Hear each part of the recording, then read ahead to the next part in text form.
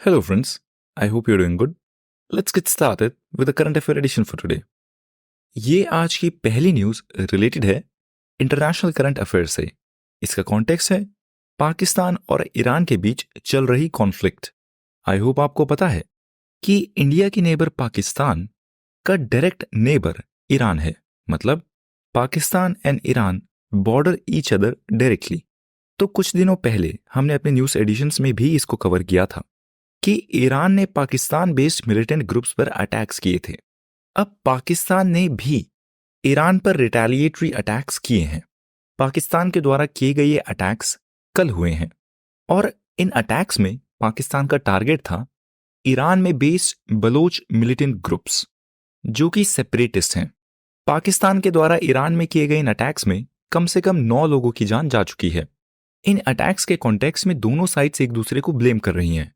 Iran का कहना है कि पाकिस्तान ने टेररिस्ट को सेफ स्पेस दिया है और पाकिस्तान का कहना है कि ईरान टेररिस्ट को सेफ हेवन दे रहा है। नाउ फ्रेंड्स, आपको इस इवेंट को एक लार्जर कॉन्टेक्स्ट में देखना चाहिए वेस्ट एशिया में चल रहे कॉन्फ्लिक्ट्स के। वेस्ट एशिया में ऑलरेडी ही काफी सारे कॉन्टेक्स्ट चल रहे हैं। यमन के हूथी बेस्ड मिलिटेंट्स रेड सी में अटैक्स कर रहे हैं। इजराइल और पैलेस्टीन के बीच कॉन्फ्लिक्ट चल रहा है। इजराइल और उसके नॉर्थ में लोकेटेड हिजबुल्ला ग्रुप के बीच में भी कॉन्फ्लिक्ट चल रहा है। और अब ये नया कॉन्फ्लिक्ट। तो वेस्ट एशिया में चल रहे इन डिस्टर्बेंसेस के कॉन्टेक्स्ट में कई लोगों की चिंता है कि ये कॉन्फ्लिक्ट और ज्यादा एस्केलेट ना हो जाए। फ्रेंड्स, इन अटैक्स के कॉन्टेक्स्ट में इंडिया की एक्सटर्नल अफेयर्स मिनिस्ट्री ने भी स्टेटमेंट दी है। उन्होंने ईरान के अटैक्स को जस्टिफाई किया है, उसको सपोर्ट किया है, ये बोलकर कि ईरान ने जो पाकिस्तान में अटैक्स किए थे वो as a measure of self defence था, वो कोई एक्ट ऑफ अग्रेशन नहीं था। पर ईरान के पास कोई और तरीका नहीं था इस तरीके को लेने के सिवाय। और इंडिया ने यह भी बोला है कि इन दोनों के बीच में चल रहा है ये कॉन्फ्लिक्ट, ये आपसी मुद्दा है जिसमें इंडिया का कोई लेना देना नहीं है, which is a very diplomatic statement. क्योंकि इंडिया की फॉरेन पॉलिसी भी इस ही चीज पे बेस्ड है कि इंडिया के भी जो अनरिजॉल्व इश्यूज हैं, चाहे वो चाइना के साथ हो चाहे वो पाकिस्तान के साथ हो, इंडिया कभी भी किसी दूसरी पार्टी को उसमें इंटरवीन करने नहीं देता। इंडिया बोलता है कि ये हमारा बायलेटरल इशू है and let us solve it. तो अब अपनी इसी आइडियोलॉजी से ट्रू रहकर इंडिया ने ईरान और पाकिस्तान के इस इशू को भी बायलेटरल बोला है। उन्होंने बोला है कि हम इसमें कोई टांग नहीं अड़ाएंगे। फ्रेंड्स, ये नेक्स्ट न्यूज रिलेटेड है इंडिया की कोचिंग इंडस्ट्री से। आई होप आपको ये पता है कि इंडिया में कोचिंग इंडस्ट्रीज एक बहुत बड़ा सेक्टर है क्योंकि इंडिया में कंपटीशन इतना ज्यादा है और कॉलेज सीट्स इतनी कम है। तो ये रेशियो कॉलेज में एडमिशन पाने को बहुत वैल्यूएबल बना देता है और ये वल्नरेबल पॉपुलेशन फिर अपने बच्चों का कोचिंग इंस्टीट्यूशंस में एडमिशन कराती है। तो इंडिया में इन कोचिंग इंस्टीट्यूशन की ग्रोथ को रेगुलेट करने के लिए मिनिस्ट्री ऑफ एजुकेशन ने नए रूल्स को नोटिफाई किया है। इन नए रूल्स की बात करें तो इन रूल्स के अकॉर्डिंग अगर किसी बच्चे की उम्र 16 साल से कम है तो उसको कोचिंग सेंटर में एडमिशन नहीं दिया जा सकता। फ्रेंड्स, आई होप आपको पता है कि कई सारे coaching centres 4th, 5th, 6th इन्हीं क्लास से बच्चों को कोचिंग देना शुरू कर देते हैं और ऐसा करना उस बच्चे की फिजिकल और साइकोलॉजिकल ग्रोथ के लिए हार्मफुल है।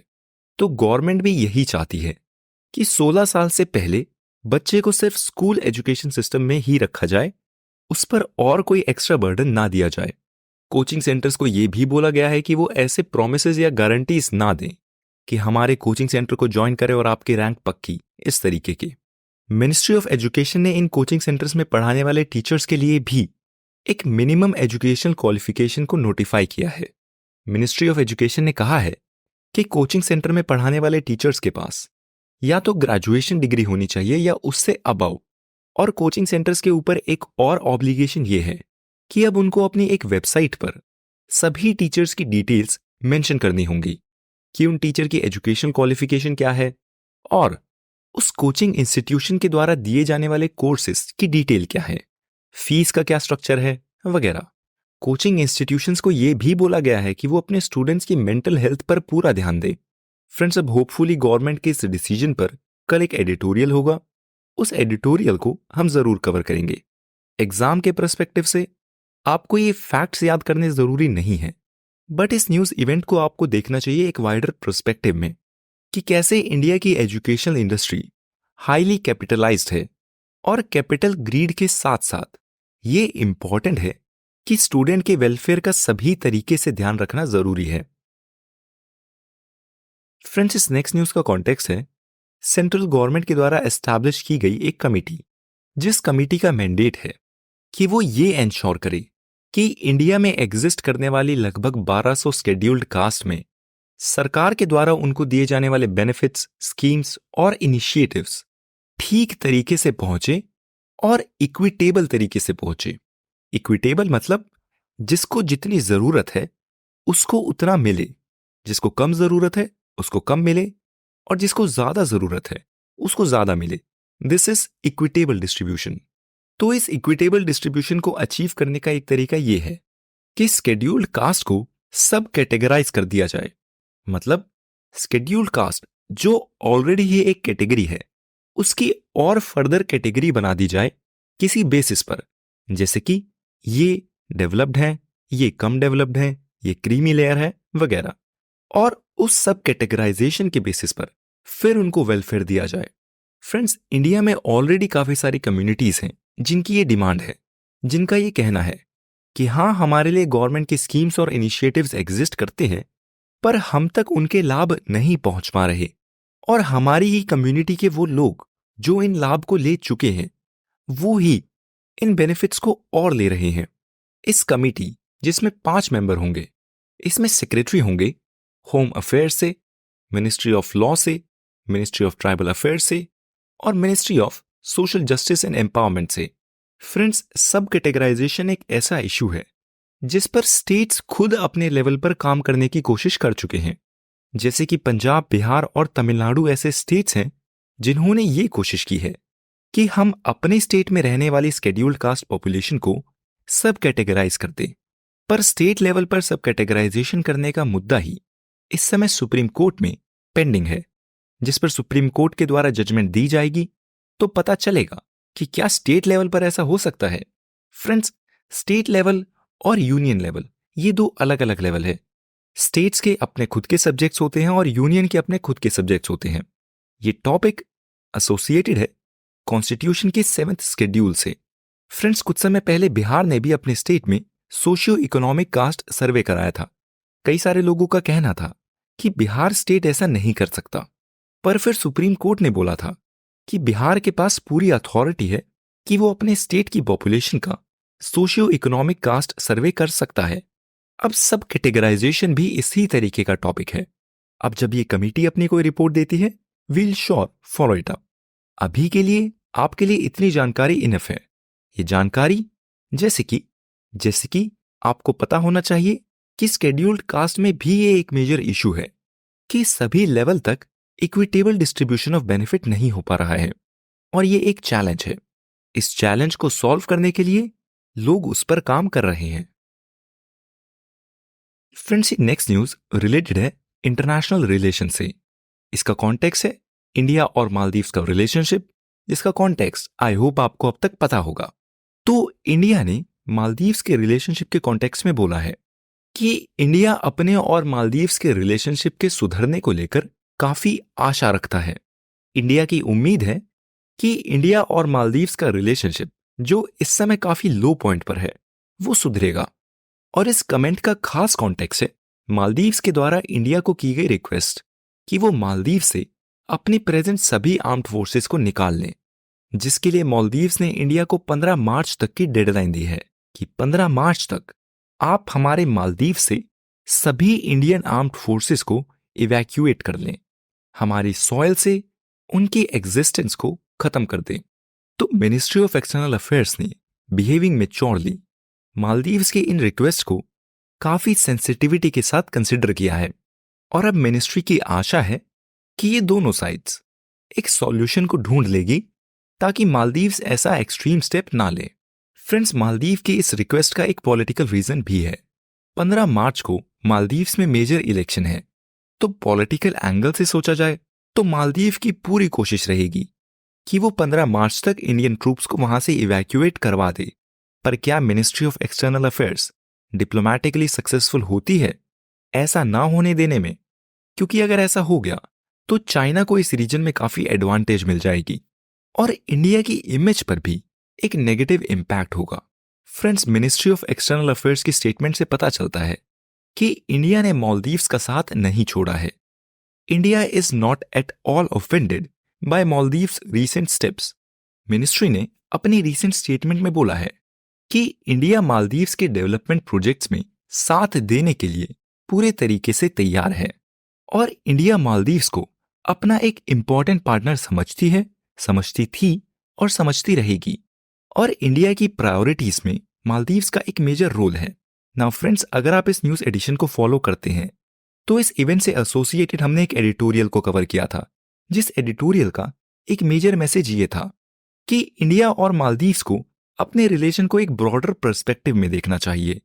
कंट्रीज में पॉलिटिकल चेंजेस होते रहते हैं और पॉलिटिकल रीजंस की वजह से ऐसे इवेंट्स भी हो जाते हैं, पर सिचुएशन को इतना वर्स नहीं करना चाहिए कि दोनों पार्टीज एक दूसरे की दुश्मन बन जाएं। और इंडिया, जो कि बड़ा है हर एक पर्सपेक्टिव से, उसको ये समझना चाहिए कि मालदीव्स उसका एक जूनियर पार्टनर है और इंडिया कुछ ऐसा ना करे जिससे मालदीव्स प्रेशराइज हो। Friends, ministry of external affairs के स्टेटमेंट से ये ही पता चलता है कि मिनिस्ट्री ऑफ एक्सटर्नल अफेयर्स उस दोस्त की तरह है जो अपने दूसरे दोस्त को माफ कर देता है गलती करने के बाद भी। अब क्या वो दूसरा दोस्त अपने इस दोस्त के भड़प्पन को समझ पाएगा? This remains to be seen and we'll keep following it. Friends, ये नेक्स्ट न्यूज रिलेटेड है जीएम क्रॉप से। फ्रेंड्स, अगर आप इस न्यूज एडिशन को फॉलो करते हैं तो आपको पता होगा कि कुछ समय पहले सुप्रीम कोर्ट में एक पिटीशन आई थी जिसमें जीएम क्रॉप्स के अप्रूवल को लेकर क्वेश्चन उठाए गए थे। सुप्रीम कोर्ट ने फिर यूनियन गवर्नमेंट से बोला था कि आप हमें जवाब दें इन पिटिशनर ने जो हमसे पूछा है। तो अब इसी कॉन्टेक्स्ट में सुप्रीम कोर्ट में बोला जाता है कि सुप्रीम कोर्ट इंडिया के लोगों के हेल्थ को लेकर कंसर्न्ड है। फ्रेंड्स, सुप्रीम कोर्ट में गवर्नमेंट के द्वारा बोला जाता है कि इंडिया में फ्यूचर के पर्सपेक्टिव से जीएम क्रॉप्स का अडॉप्शन काफी इंपॉर्टेंट है। जीएम क्रॉप के यूज से इंडिया में एडिबल ऑयल चीपर हो जाएगा, जिससे इंडिया की एडिबल ऑयल पर फॉरेन डिपेंडेंस काफी कम हो जाएगी। फ्रेंड्स, आई होप आपको पता है कि इंडिया एडिबल ऑयल के लिए ओवरवेलमिंगली डिपेंडेंट है इंपोर्ट्स पर। फ्रेंड्स, जीएम क्रॉप्स जो कि खास तरीके से जेनेटिकली मॉडिफाइड होते हैं, जिन मॉडिफिकेशन के बेनिफिट्स होते हैं, तो उन बेनिफिट्स में एक मेजर बेनिफिट ये है कि ऑयल की यील्ड बहुत बढ़ जाती है और जब डोमेस्टिक सप्लाई बढ़ जाएगी तब ये एडिबल ऑयल और अफोर्डेबल हो जाएगा आम आदमी के लिए ही। Friends, as we said, India में इस समय 50 से 60% एडिबल ऑयल इंपोर्ट किया जाता है। वो पेटिशनर जिसने सुप्रीम कोर्ट में इन जीएम क्रॉप्स के एनवायरमेंटल रिलीज को चैलेंज किया है, उन्होंने कहा है कि जीएम क्रॉप से एनवायरमेंटल डैमेज होने का खतरा है, पर यूनियन गवर्नमेंट ने सुप्रीम कोर्ट में बोला है कि इन पेटिशनर्स ने अपने फैक्ट्स को जिस स्टडी पर बेस किया है वो स्टडी लगभग 14 साल पहले की गई थी और इस समय वो आउटडेटेड है। गवर्नमेंट ये भी बोलती है कि ये जीएम क्रॉप्स जिनमें पेस्ट लगने का खतरा काफी कम होता है, इनके यूज से लोगों के इकोनॉमिक लॉसेस भी काफी कम हो जाते हैं, क्योंकि नॉन जीएमओ क्रॉप्स के केस में फार्मर्स का एक मेजर एक्सपेंस होता है हर्बिसाइड्स पर और पेस्टिसाइड्स पर, और जीएम क्रॉप्स के केस में ये खर्चा काफी कम हो जाता है क्योंकि ये crops automatically he bye their nature pest resistant होते हैं। फ्रेंड्स, सुप्रीम कोर्ट में जिस पिटिशनर ने इन जीएम क्रॉप्स के एनवायरमेंटल रिलीज को चैलेंज किया है, उनका एक मेजर कंसर्न ये है कि इस जीएम मस्टर्ड के रिलीज से इंडिया में मस्टर्ड की ऑलरेडी एग्जिस्ट करने वाली 5477 वैरायटीज को खतरा हो सकता है, पर गवर्नमेंट ने इन कंसर्न्स को डिसमिस कर दिया है। फ्रेंड्स, ये नेक्स्ट न्यूज रिलेटेड है इंटरनेशनल करंट अफेयर से। इसका कॉन्टेक्स्ट है साउथ चाइना सी में लोकेटेड स्प्रैटली आइलैंड्स, जो कि आइलैंड का एक ग्रुप है जिसको लेकर बोला जाता है कि यहां पर ऑयल और गैस के रिच रिसोर्सेज हैं, जिस वजह से ये स्प्रैटली आइलैंड काफी डिस्प्यूटेड है। रीसेंट समय में ये डिस्प्यूट चल रही है चाइना और फिलीपींस के बीच। हम इन डिस्प्यूट्स को अपने एडिशन में भी कवर करते आ रहे हैं और स्प्रैटली आइलैंड्स की डिटेल्स नोट्स में प्रेजेंट है। तो अब चाइना और फिलीपींस के बीच स्प्रैटली आइलैंड को लेकर जो लेटेस्ट डेवलपमेंट है वो ये है कि दोनों साइड्स ने आपस में मिलकर अपने बीच इस तनाव को कम करने की कोशिश शुरू कर दी है। दोनों साइड्स ने एक दूसरे को कमिट किया है कि वो एक दूसरे से कम्युनिकेशन को बढ़ाएंगे और फ्रेंडली नेगोशिएशंस को यूज करेंगे अपने बीच के डिफरेंसेस को सुलझाने के लिए। फ्रेंड्स, इस न्यूज से रिलेटेड जियोग्राफिकल लोकेशन जो कि है स्प्रैटली आइलैंड और न्यूज में मेंशन होने वाली और जियोग्राफिकल लोकेशंस नोट्स में एक सेक्शन में ग्रुप्ड है, ताकि आपको एक एक करके उनको इधर उधर से ढूंढना ना पड़े और वो सब आपको मिल जाए। उनको आप नोट्स में इजीली एक्सेस कर सकते हैं। नोट्स का लिंक डिस्क्रिप्शन में प्रेजेंट है। फ्रेंड्स, ये नेक्स्ट न्यूज रिलेटेड है एक एजुकेशनल सर्वे से, जिसका नाम है annual status of education report, जो कि एक प्राइवेट सर्वे है जिसको प्रथम फाउंडेशन कराता है। ये सर्वे हर 2 साल में एक बार होता है और ये रूरल एरियाज में 14 से 18 के बीच की उम्र के बच्चों के एजुकेशनल आउटकम्स को टेस्ट करता है। तो अभी रिसेंटली ये सर्वे हुआ है और अब इस सर्वे की फाइंडिंग्स की बात करते हैं। तो ये सर्वे जो 28 रूरल डिस्ट्रिक्ट्स में हुआ है 26 स्टेट्स में, और जिस सर्वे में 34,745 स्टूडेंट्स को टेस्ट किया गया है, उससे पता चला है कि 14 से 18 के बीच के उम्र की वर्ग में 86.8% ऑफ द स्टूडेंट्स किसी न किसी एजुकेशनल इंस्टीट्यूशन में एनरोल्ड हैं, मतलब भर्ती हैं। मतलब 14 से 18 के बीच उम्र के 1000 स्टूडेंट्स में से 886 स्टूडेंट्स किसी न किसी एजुकेशनल इंस्टीट्यूशन में पढ़ते हैं और बाकी 132 स्टूडेंट्स किसी भी इंस्टीट्यूशन में नहीं पढ़ते, वो एजुकेशनल सिस्टम से बाहर हैं। इस स्टडी में ये भी पता चला है कि जैसे जैसे एज बढ़ती है, उस एज के बढ़ने के साथ साथ रैपिडली एनरोलमेंट रेट उतना ही कम है। 14 की उम्र में केवल 3.9% ही बच्चे ऐसे हैं जो किसी भी इंस्टीट्यूट में नहीं पढ़ते, पर 18 की उम्र तक यानी कि अगले 4 साल में ये कहीं भी ना पढ़ने वाले बच्चे 3.9 से बढ़कर 32.6% हो जाते हैं। फ्रेंड्स, रूरल एरिया में जहां पर ये सर्वे होता है, वहां 14 से 18 के बीच वाले बच्चों में से मेजॉरिटी के पास ह्यूमैनिटी स्ट्रीम है, जिसको आर्ट्स के नाम से भी जाना जाता है। फ्रेंड्स, इस सर्वे में ये भी पता चला है कि रूरल एरियाज में 14 से 18 के बीच science, technology, engineering and mathematics, जिसको कलेक्टिवली स्टेम बोला जाता है, तो स्टेम स्ट्रीम में गर्ल्स की एनरोलमेंट काफी कम है कंपेयर टू बॉयज। इस स्टेम स्ट्रीम में गर्ल्स केवल 28.1% हैं कंपेयर टू बॉयज जो 36.3% है। फ्रेंड्स, लर्निंग आउटकम्स की बात करें तो सर्वे किए गए रूरल एरियाज में 14 से 18 के बीच 25% पॉपुलेशन ऐसी है जो दूसरी क्लास के टेक्स्ट को भी फ्लुएंटली नहीं पढ़ सकते, और जब वो टेक्स्ट उनकी रीजनल लैंग्वेज में हो। सर्वे किए गए बच्चों में से आधे बच्चे ऐसे थे जो 3 डिजिट को 1 डिजिट से डिवाइड करने की प्रॉब्लम को सॉल्व नहीं कर पाए। मतलब अगर आपसे पूछा जाए कि 120 को 3 से डिवाइड करें, तो इस एज ग्रुप में 50% बच्चे ऐसे थे जो इस सिंपल डिवीजन को नहीं कर पाए, और केवल 43.3% ही ऐसे थे जो ये कर पाए।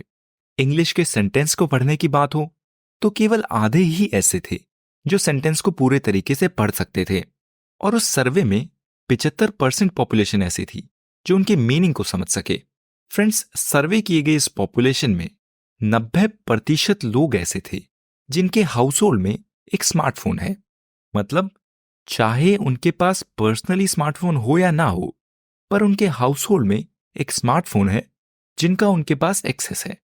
अब इस डेटा से आपको पता चलता है कि इंडिया में डिजिटल पेनिट्रेशन कितने अच्छे तरीके से हुआ है, और ये भी पता चलता है कि ये स्टूडेंट्स कितने वल्नरेबल हैं मिस इन्फॉर्मेशन से और सोशल मीडिया के नेगेटिव ड्रॉबैक्स से। फ्रेंड्स, इस एसर रिपोर्ट से एक एडिटोरियल को अभी हम जल्द ही कवर भी करेंगे। फ्रेंड्स, ये आज का पहला एडिटोरियल है। इसका कॉन्टेक्स्ट है रिसेंटली सुप्रीम कोर्ट के द्वारा दी गई एक जजमेंट, जिस जजमेंट में सुप्रीम कोर्ट ने इलाहाबाद हाई कोर्ट के ऑर्डर को डिसमिस कर दिया और बोला कि मथुरा में बेस्ड शाही ईदगाह मॉस्क का कोई सर्वे नहीं किया जाएगा। सुप्रीम कोर्ट ने अपनी जजमेंट देते समय यह बोला था कि मथुरा में बेस्ड इस कोर्ट के सर्वे के लिए बनाए गए इस कमीशन का कोई रीजन ही नहीं है, कोई वैलिड ग्राउंड्स ही नहीं है। कोर्ट में बोला जाता है कि अगर कोई स्पेसिफिक रीजन होता या कोई एक जस्टिफाइड कॉज होता कि हमें सर्वे कराना है इस स्पेसिफिक रीजन के लिए, तब इस कमीशन को गठित करना जायज होता। पर अभी इस कमीशन को कोई रीजन ही नहीं है। फ्रेंड्स, शाही ईदगाह मॉस्क के रिप्रेजेंटेटिव जिन्होंने इस सर्वे को सुप्रीम कोर्ट में चैलेंज किया था, उन्होंने बोला था कि 1991 में पास किया गया places of worship special provisions act, ये एक्ट बिल्कुल सीधे तरीके से बोलता है कि 15 अगस्त 1947 के बाद से कोई भी अगर प्लेस ऑफ वर्शिप है, उसके रिलीजियस कैरेक्टर को चेंज नहीं किया जा सकेगा। अब जब इस लॉ को पास किया गया था, इसमें केवल एक एक्सेप्शन थी, वो थी बाबरी मस्जिद, क्योंकि उस समय उसको लेकर एक सुप्रीम कोर्ट में पेंडिंग था। बाबरी मस्जिद को छोड़कर 1947 यानी आजादी के समय पर जिस प्लेस ऑफ वर्शिप का जो कैरेक्टर था, मतलब अगर वो एक मॉस्क था या फिर वो मंदिर था या वो कोई गुरुद्वारा था या वो कोई और रिलीजन से एसोसिएटेड प्लेस ऑफ वर्शिप था, वो प्लेस ऑफ वर्शिप उसी कैरेक्टर का रहेगा, उसको चेंज नहीं किया जा सकेगा। फ्रेंड्स, इस लॉ को पास करने का रीजन ये था कि इंडिया में कम्युनल कॉन्फ्लिक्ट ना हो, and it was a very well thought out law. तो शाही ईदगाह मॉस्क के रिप्रेजेंटेटिव ने कहा है कि इस लॉ के अकॉर्डिंग इस मॉस्क के कैरेक्टर को चेंज किया ही नहीं जा सकता। फ्रेंड्स, अब हिंदू रिप्रेजेंटेटिव जो इस सर्वे को कराना चाहते हैं, उनका कहना है कि ये मॉस्क लॉर्ड कृष्णा के जन्म स्थान, जन्म भूमि पर बना हुआ है, और उनका कहना है कि इस पूरे एरिया को, इस पूरी जमीन को मंदिर बनाने के लिए यूज किया जाए। फ्रेंड्स, ऐसा ही एक सर्वे अभी कुछ समय पहले वाराणसी में लोकेटेड ज्ञान व्यापी मॉस्क में भी हुआ है। फ्रेंड्स, इस पीस के ऑथर कंक्लूड करते हैं ये बोलकर कि कोर्ट्स को इस चीज को लेकर हमेशा सतर्क रहना चाहिए कि वो कोई ऐसा ऑर्डर ना दे जिससे इंडिया की कम्युनल हार्मनी में डिसरप्शन हो, रिलीजन्स के बीच हेट्रेड बढ़े। और इस पीस के ऑथर बोलते हैं कि इंडिया में तो ये सीधा सीधा लॉ भी है, the places of worship special provision act, जिसमें ऐसा कराए जाने के खिलाफ सीधे तरीके से पाबंदी है।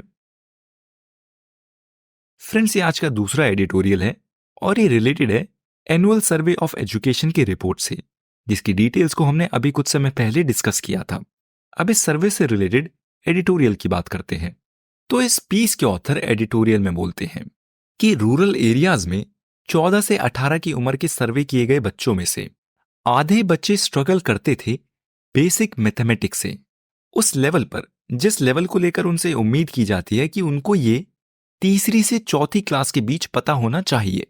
इस लेवल के मैथमेटिकल क्वेश्चन को 14 से 18 के बीच की उम्र के आधे बच्चे सॉल्व नहीं कर सके।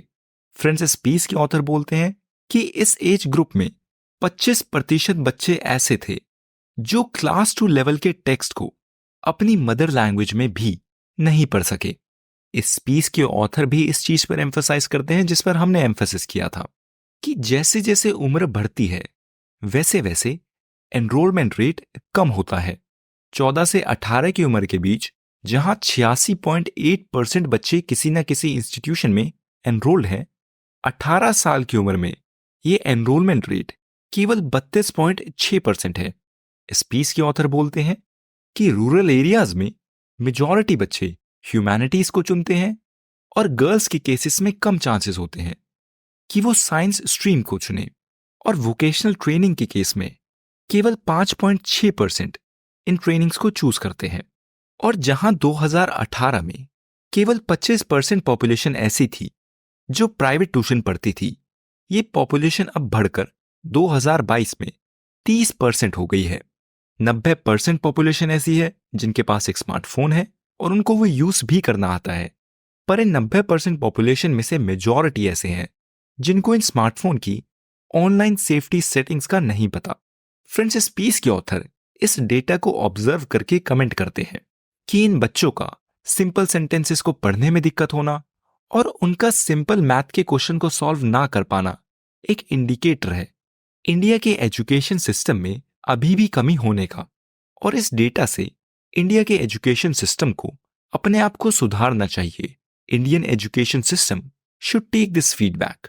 फ्रेंड्स, इस पीस के ऑथर बोलते हैं कि नेशनल एजुकेशन पॉलिसी 2020 में इस चीज पर फोकस दिया गया है कि इंडिया में साल 2025 तक प्राइमरी स्कूल लेवल पर यूनिवर्सल फाउंडेशनल लिटरेसी और न्यूमरेसी को अचीव कर लिया जाए।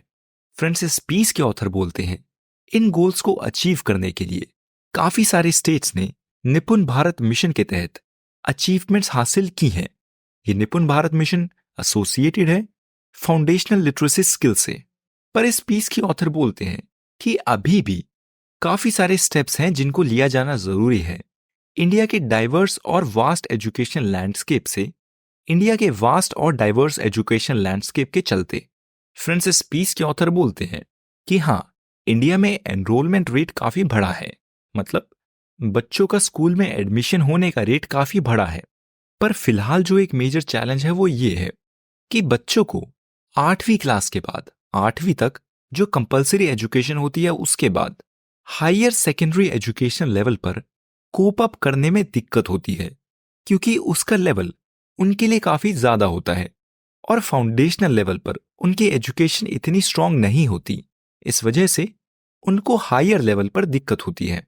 फ्रेंड्स, इस पीस के ऑथर कंक्लूड करते हैं राइट टू एजुकेशन एक्ट 2009 के साथ और बोलते हैं कि राइट टू एजुकेशन एक्ट में एजुकेशन के यूनिवर्सल एक्सेस की बात की गई है, उसको गारंटी किया गया है। पर इस गोल को अचीव करने के साथ साथ काफी सारे और स्मॉल गैप्स हैं जिनको भरना जरूरी है। फ्रेंड्स, जैसे कि हमने बात की, बच्चों का एडमिशन तो हो गया है, पर फिर भी वो क्लास सेकंड के टेक्स्ट को नहीं पढ़ पा रहे, मैथ्स के सिंपल डिवीजन क्वेश्चंस को भी नहीं सॉल्व कर पा रहे। तो ये सब चैलेंजेस हैं जिनको बच्चों को स्कूल में एडमिशन देने के साथ साथ इन पर भी ध्यान दिया जाना चाहिए। That's all for today, friends. See you tomorrow in the next edition. Goodbye. Have a nice day. Goodbye. Have a nice day. Goodbye. Have a nice day.